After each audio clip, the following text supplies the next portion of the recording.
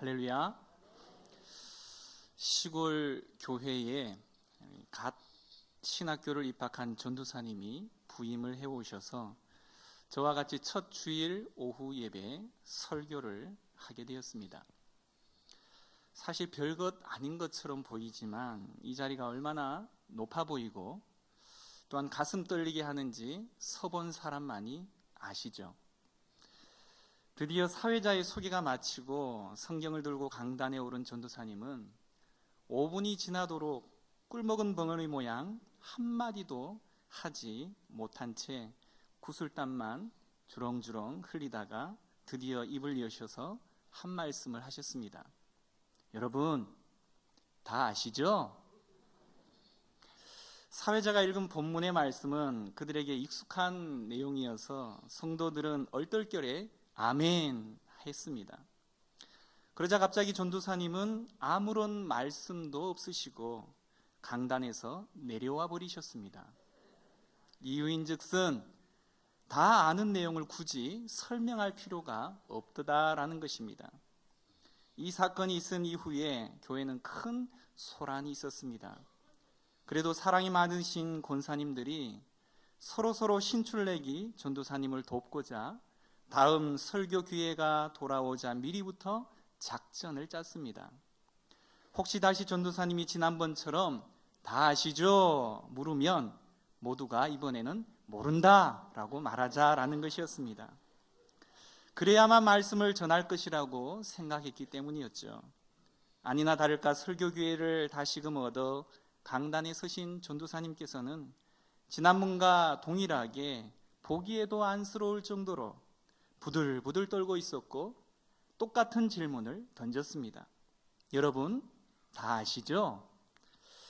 역시 잘 아는 본문의 내용이었지만 모두들 이구동성으로 아니요 라고 대답을 했습니다. 이제는 말씀을 전해주시겠지 하는 안도의 한숨을 권사님들이 내쉬는 그 순간 전도사님은 신앙생활을 수십 년간 하신 장로님, 권사님들이 모르신다고 하는데 신출내기 전도사 이 젊은 학생이 어찌 알겠습니까? 라고는 말하고서는 또 강단을 훌쩍 내려가 버리고 말았답니다. 삼세판이란 말이 있죠. 권사님들은 다시 한번 어린 전도사님을 도울 양으로 설교의 기회를 담임 목사님께 부탁드렸고 서로 새로운 작전을 짰습니다. 반틈은 예, 반틈은 아니요 라고 대답하므로 어떻게 하나 살펴보자는 것이었죠. 역시나 전도사님은 강단에 오르셔서 동일한 질문을 했고 작전대로 반틈은 잘 모르겠습니다. 또한 반틈은 네, 잘 압니다 라고 대답을 했습니다. 여러분 어떻게 되었을까요? 전도사님은 잠시 머뭇거리다가 이렇게 손짓을 하며 말씀을 하셨습니다. 오늘의 말씀을 너무나도 잘 아시는 반쪽 분들이 모르시는 반쪽 분들에게 가르쳐 주십시오 라고 말씀을 하고는 또다시 강단을 내려가시고 말았답니다. 우스갯소리 같지만 오늘 제가 이렇듯 장황한 서론을 펼치는 이유가 있습니다. 오늘의 말씀 또한 우리는 너무나 잘 알고 있는 내용이죠. 아니, 매 예배 때마다 듣게 되는 설교의 말씀들 자체를 우리는 다 잘 알고 있는지도 모르겠습니다. 그러나 문제는 머리로 아는 것이 다 아는 것이 아니라 그 지식을 나의 현실의 삶 가운데로 온전히 행해 나가는 삶을 살아가느냐라는 문제가 우리에게 중요하다라는 것입니다. 최근 우리의 자녀들이 학교 생활 중에 모태신앙이지만 결코 예수쟁이 냄새를 내지 않고 있다고 합니다. 왠 줄 아십니까? 예수쟁이 딱지가 붙으면 괜시리 불편하다는 것이죠. 함부로 욕도 못하고 함부로 거짓말도 못하고 나쁜 짓도 못하기 때문입니다. 그래서 중학교 3년, 고등학교 3년 학교 생활 동안 누가 도대체 교회를 다니는지 제대로 알 수가 없다는 것입니다.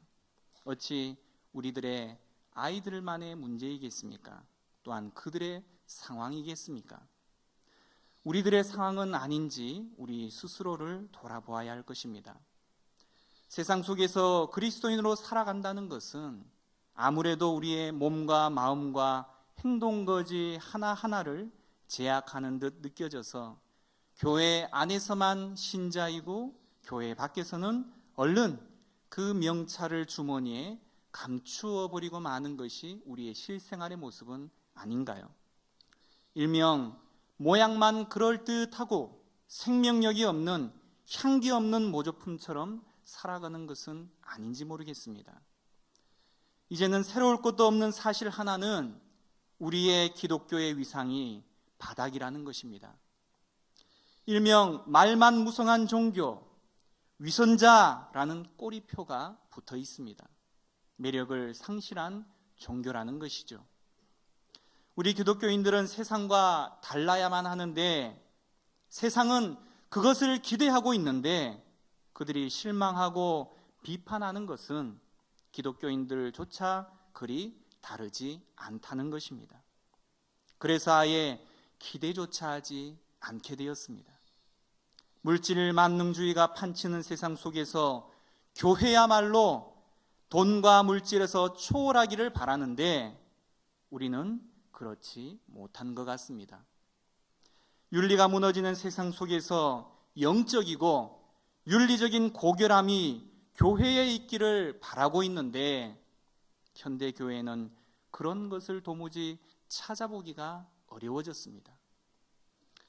제자가 되라는 예수님의 부르심은 전적인 헌신을 요구합니다.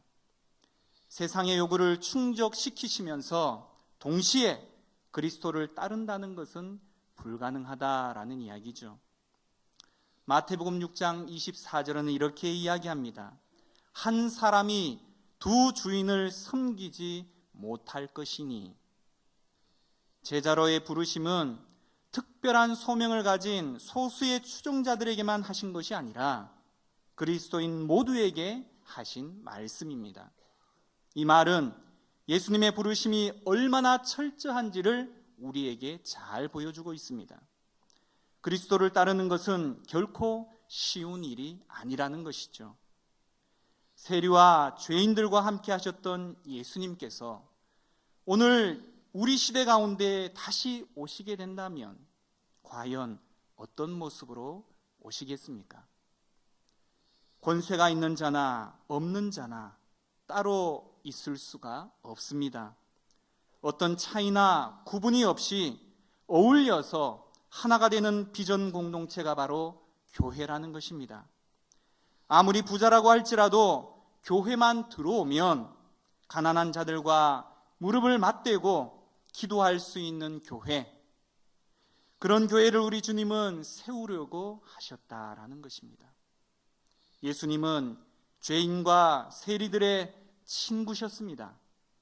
나에게 아무것도 없다고 생각될 때 말씀과 믿음의 눈을 떠 보십시오.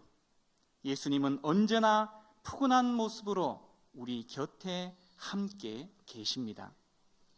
사람들은 자신에게 뭔가 있다고 생각이 드는 그 순간 다른 사람들을 무시하기 마련입니다. 하지만 우리 주님에게는 문턱이 없다라는 것이죠.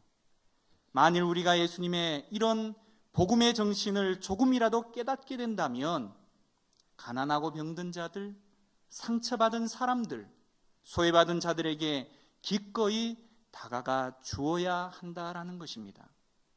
세상의 것들을 사랑하면 사랑할수록 우리는 속물 그리스도인이 되고 맙니다. 돈을 많이 벌면 자신의 위치를 누리고 싶어 합니다. 차도 크게 만들고 싶고 집 평수도 늘리고 싶고 외국도 다녀보고 싶고 어떤 이는 자신의 일생을 회고하면서 정의하기를 이렇게 말했다고 합니다. 나의 일생은 화장실 변기 바꾸는 것에 다 소비해버리고 말았네. 처음은 재래식에서, 그 다음은 수세식 좌변기로, 그 다음은 비데로. 도대체 하나님을 사랑한다는 것이 무엇을 의미합니까? 우리의 모든 인생 여정에서 하나님을 주인으로 인정하고 그분의 뜻을 순종하는 것이라고 신명기서 30장 16절에는 말씀하고 있습니다. 오늘날의 경쟁 사회에서 우리 삶의 전반적으로 우리 모두는 성공지향주의라는 크나큰 질병 가운데에 빠져 있습니다. 즉, 올라가는 것만 바라본다는 것이죠. 다시 말씀드려 우리 삶의 전체의 내역은 성공으로 향하는 사다리를 타고 올라가 맨 꼭대기에 이르는 것을 중심으로 짜여져 있다라는 것입니다. 우리의 부모와 교사들은 성공하기 위한 오랜 경쟁에서 살아남아야 할 뿐만 아니라 결국은 승리자가 되어야 한다라고 어린 시절부터 귀에 못이 박히도록 가르친다는 것이죠. 심지어는 사랑마저 정복해야 할 대상으로 알고 또한 승리자에게 주어지는 보상쯤으로 여기게 된다라는 것입니다. 따라서 삶은 우리가 승리하거나 패배하게 되는 일종의 투쟁으로 여겨지게 되었습니다. 문제는 발전이 아니라 높아지려는 그 자체, 다시 말해 성공제일주의라는 종교에 빠지는 것입니다. 우리는 이 종교로 말미암아 성공은 하나님이 우리와 함께 하신다라는 증거이고 실패는 우리가 범죄하였거나 하나님이 나를 버리셨다고 믿게 만드는 일종의 언약이죠. 더구나 우리는 현재 가지고 있는 것보다 더 많은 것을 소유하기를 원하고 있습니다. 더 많이 소유하려는 이 욕망은 우리를 그 누구도 승리할 수 없는 전쟁의 직전 상태로 몰아가고 맙니다. 하지만 구원은 이렇듯 높아짐의 철학과는 정반대되는 것입니다. 성경은 우리에게 하늘나라는 낮아짐을 통해서만 발견될 수 있다라고 말하고 있습니다. 그리스도께서 우리에게 하늘로부터 내려오셨고 종의 신분으로 우리 가운데 함께 사셨습니다. 하나님의 길은 실로 낮아지는 길이라는 것이죠. 하나님은 과거 수세기에 걸쳐 보잘것없는 사람들을 택하여 구원의 말씀을 전파하셨습니다. 갈릴리의 이름 없는 마을에 사는 비천한 여인을 택해서 말씀이 거하는 성전이 되게 하셨을 뿐만 아니라 도시 외곽에 치욕스러운 죽음으로 생의 종말을 고했던 한 사람 안에서 자신의 충만한 사랑을 나타내셨습니다. 이 신비는 초대교회 그리스도인들의 머리와 가슴 속에 너무나 깊이 스며들어서 그리스도를 찬양하는 노래로 오늘 우리가 읽은 본문 말씀을 사용하게 되었다라는 것입니다. 오늘의 말씀을 제가 다시 한번 읽어드리면 그는 근본 하나님의 본체시나 하나님과 동등됨을 취할 것으로 여기지 아니하시고 오히려 자기를 비어 종의 형체를 가져 사람들과 같이 되었고 사람의 모양으로 나타나셨음에 자기를 낮추시고 죽기까지 복종하셨으니 곧 십자가에 죽으심이라. 아멘.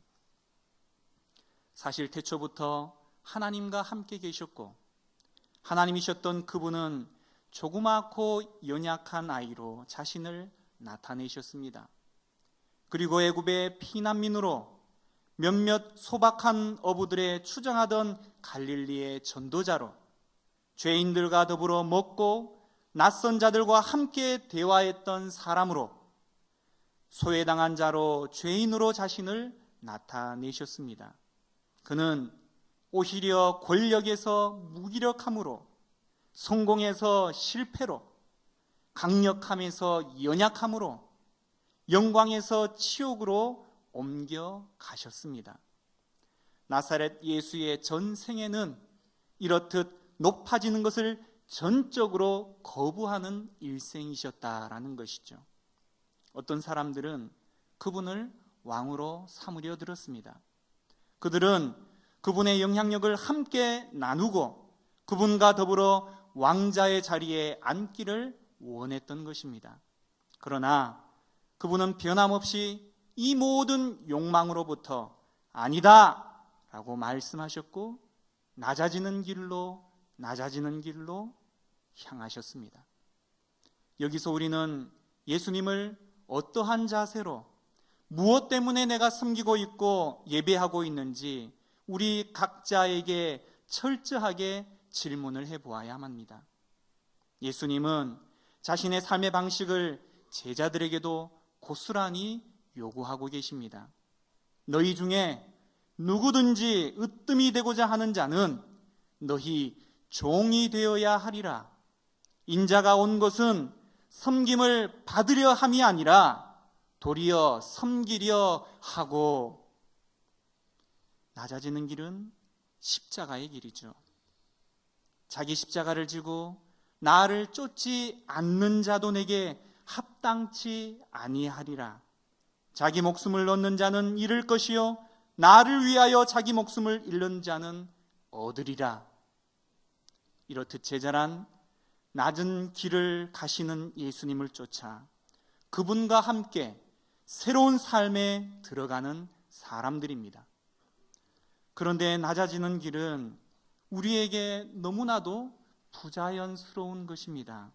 왜냐하면 우리의 존재 자체가 속속들이 경쟁과 대항으로 오염되어 있으며 죄 많고 깨어진 상태의 본질 가운데 속해 있기 때문이라는 것이죠. 따라서 낮아짐이라는 것은 신적인 길이요 십자가의 길입니다. 그래서 이 신적인 낮아짐의 생활 방식을 주님께서 성령을 통하여 우리에게 주시기를 원하신다라는 것입니다. 영적인 삶이라는 것은 성령께서 우리에게 오셔서 하나님의 길을 깨닫게 하시고 인도하시는 생활입니다. 따라서 우리는 성령 안에서야 비로소 예수님이 하셨던 모든 것을 깨닫게 되고 그분이 행하셨던 모든 것을 할 수 있게 되는 것입니다. 이것은 위대하신 하나님의 신비입니다.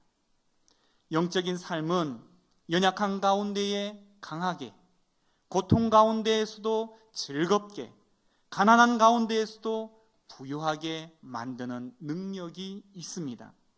또한 성공지향주의적인 사회 가운데 살면서도 구원에 이르는 낮아지는 길을 갈 수 있도록 우리에게 힘과 용기를 주신다는 것이죠. 제가 처음 성실교회에 면접을 보러 왔었을 때 나는 그래도 다른 이들보다 성실하기 때문에 성실교회의 이름에 부합한 자일 거야 라고 혼자서 착각을 했습니다. 그런데 사실 이 성실교회가 성실하다라는 뜻이 아니더라고요. 성실은 9가지 성령의 열매를 말하는 것이었습니다. 사랑과 희락과 화평과 인내와 자비와 양선과 충성과 온유와 절제. 참으로 우리 주님 자신의 성품이자 우상과 탐욕과 여러 죄악으로 갈기갈기 찢긴 이 세상 한가운데 하나님의 살아계심을 드러내게 하는 성령의 열매인 것입니다. 우리는 그리스도의 낮아지는 길에서 하나님을 만나게 됩니다. 성령은 우리로 하여금 세상에 있되 세상에 속하지 않게 하신다는 것이죠. 하지만 여전히 세상은 우리를 하나님으로부터 낚아내서 높아지는 길로 끊임없이 되돌려 보내려고 악을 쓰고 있습니다. 우리가 이 세상에 속하여 지속적으로 만나게 되는 시험 몇 가지 중에 다른 사람의 눈과 그에 따른 성공 열망주의에 대한 이러한 시험이 우리를 괴롭히고 있습니다. 사람들의 이목을 끌기 위해 무언가를 하라는 시험은 예수님의 시대 이후로 조금도 줄어들지 않고 있습니다. 우리는 사람들이 많이 참석하는 예배가 귀한 예배라고 생각하고 많은 사람들이 출석하는 교회가 좋은 교회라고 믿게 되었습니다. 우리 문화에서 진리란 이렇듯 주로 통계에 의해서 결정되기 때문에 듣고 보거나 참석한 사람의 숫자가 그 행사의 질을 가늠하는 척도로 사용되고 말았습니다. 많은 사람들이 참다운 인간의 삶을 정의할 때 남의 눈에 좀 띄고 칭찬받는 것으로 여기게 되었습니다. 그러하기에 아무도 내게 주목해 주는 이 없고 인정해 주지 않을 때 우리는 크나큰 외로움과 소외감으로 슬퍼하게 된다는 것이죠. 우리는 타인으로부터 인정받는 것에 대한 갈망, 그 갈망 자체는 밑 빠진 독과 같아서 그 무엇으로도 아무리 노력해도 채울 수 없게 되는 질병이라는 것입니다. 우리에게 주어진 진정한 도전은 어떤 사람의 목소리도 해줄 수 없는 방식으로 우리에게 지금도 여전히 말씀하시고 인정해 주시는 그 하나님의 부드러운 음성을 발견하라라는 것입니다. 모든 믿음의 기초는 하나님이 우리를 사랑받는 자녀로 끊임없이 그리고 무제한적으로 받아주셨다라는 것을 경험하는 것입니다. 우리는 우리를 지지하는 사람들의 수에 의해서 결정되어지는 존재가 아니라는 것입니다. 오히려 하나님이 사랑 가운데 지으신 우리의 모습이 진정한 우리의 모습이라는 것이죠. 우리는 빛의 자녀입니다. 우리는 하나님의 자녀입니다. 하나님과 더불어 계속해서 친밀한 교통을 갖는 생활만이 우리의 참된 모습을 발견하게 하며 우리를 남의 눈에 들고자 하는 그 끊임없는 힘겨움 가운데에서 진정으로 해방을 시켜서 우리가 자유롭게 생활할 수 있게 만드는 비결입니다. 우리의 소명은 낮아지는 길을 따라서 그리스도를 쫓고 하나님의 긍휼을 증거하는 증인의 삶이 우리의 진정한 사명입니다. 이 같은 소명을 감당하기 위해서 반드시 필요한 것은 영적인 성장입니다. 다시 말해 말씀의 은혜와 능력이 우리의 머리와 가슴 속 깊은 곳까지 지배하게 만드는 것이죠. 따라서 영적인 성숙은 머리에만 머무는 지식이 아니라 삶의 변화가 된다는 것입니다.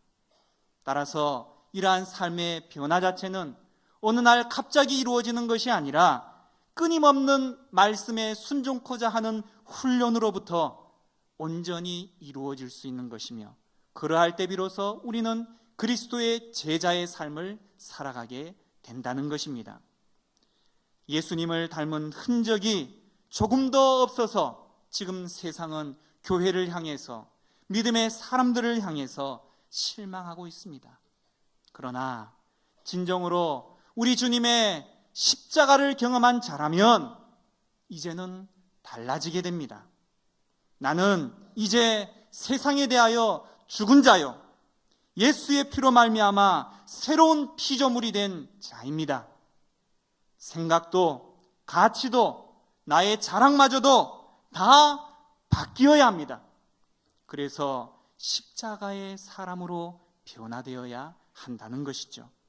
그래서 십자가밖에 자랑할 것이 없게 되는 것입니다.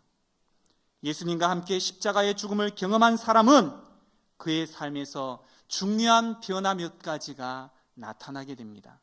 그 첫 번째가 바로 삶의 주체가 바뀌는 것이죠.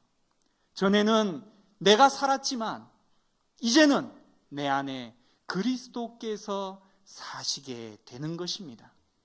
십자가를 경험한 사람에게는 그분이 내 삶의 운전대를 잡게 된다는 것입니다. 또한 우리의 삶의 목적과 방향이 바뀌게 됩니다. 우리가 살아도 주를 위하여 살고 죽어도 주를 위하여 죽나니 그러므로 사나 죽으나 우리가 주의 것이로다. 전에는 이기적으로 살았습니다. 그러나 이제는 주를 위하여 살게 된다는 것이죠. 마지막으로 우리의 자랑의 대상이 이제는 바뀌게 되는 것입니다. 내게는 우리 주 예수 그리스도의 십자가 외에 결코 자랑할 것이 없나니 그리스도로 말미암아 세상이 나를 대하여 십자가에 못 박히고 또한 내가 세상을 대하여 그러하니라. 육신적인 자랑거리들이 우리 가운데 있습니까? 명예입니까? 돈입니까? 자식의 자랑거리들입니까? 이제는 변화하여 주님의 십자가만을 자랑하시기를 소원합니다. 세상은 우리가 생각하는 것보다 더 막강한 힘을 가지고 있습니다. 우리가 가만히 있다 보면 세상을 본받을 수밖에 없게 된다는 것이죠.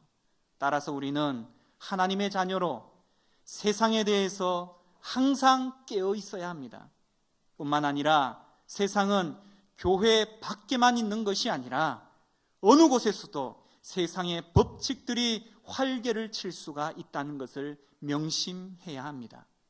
그러다 보면 때때로 세상은 우리를 미워하게 되죠.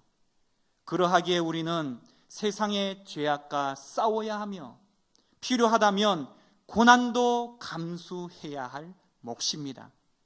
말씀대로 살려고 하면 자연적으로 고난이 따라오기 마련입니다. 아무런 희생과 대가 없이 세상은 그리 쉽게 변화되지 않는다는 것입니다.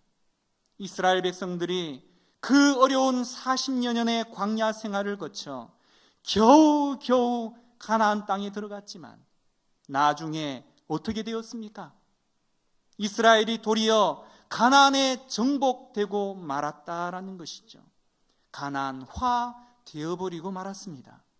하지만 우리가 세상에 대하여 말씀의 십자가를 앞세우게 될 때 그 십자가는 세상에 대하여 넉넉히 이긴다라고 우리 주님께서 약속해 주셨습니다. 적극적인 사랑과 선행, 그것을 통해서 이 세상을 감동시켜야만 합니다. 이것이 주님의 제자된 우리가 이 세상을 살아가는 방식이 되어야 한다는 것이죠. 한 분의 젊은 영국 선교사의 삶을 마지막으로 소개해 드리려 합니다. 그는 아프리카 콩고 지역으로 갔습니다. 떠나는 날 선교부 직원들이 모두가 환영을 했습니다. 그러나 아프리카의 생활은 그리 쉽지만은 않았습니다.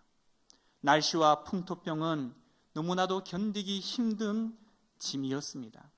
그러다가 사랑하는 아내와 두 딸을 말라리아로 먼저 떠나보내야만 했습니다. 깊은 시련과 낙심 속에서 수없이 좌절할 수밖에 없었지만 그럼에도 불구하고 복음에 대한 사명을 끝까지 지켜내었습니다. 그러다가 안식년이 되어 영국 선교본부에 가고자 전보를 보냈습니다.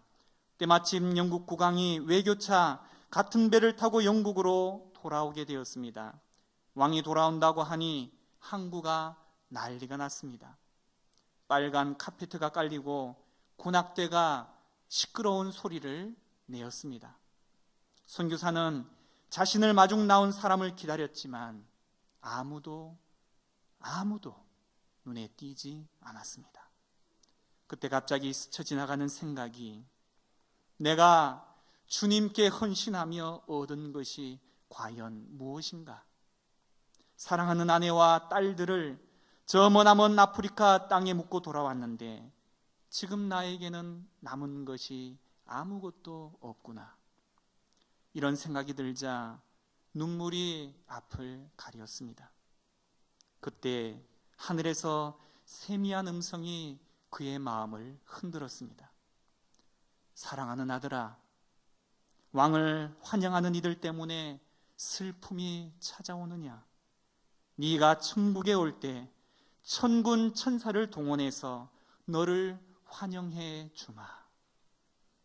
이 음성에 힘을 얻어 그 길로 다시 선교지인 아프리카로 돌아가 복음을 전하다가 가족들과 함께 아프리카 땅에 묻히게 되었습니다. 어찌 이런 분들이 한두 분이겠습니까? 우리나라에도 이런 선교사님들이 너무나도 많다는 사실이죠. 말씀을 맺겠습니다.